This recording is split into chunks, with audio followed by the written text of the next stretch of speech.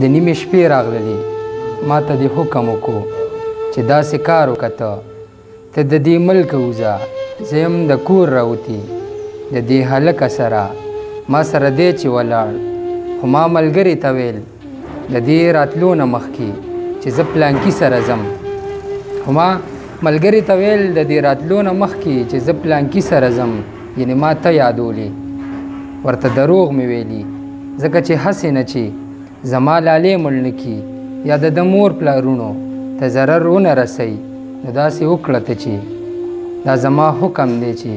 ته زه دا عمل پرېږدوه ما خو یکدم ستا حکم باندې عمل وکړلو لاړم ما ملک پرېښودو بلکې دنیا مې پرېښوه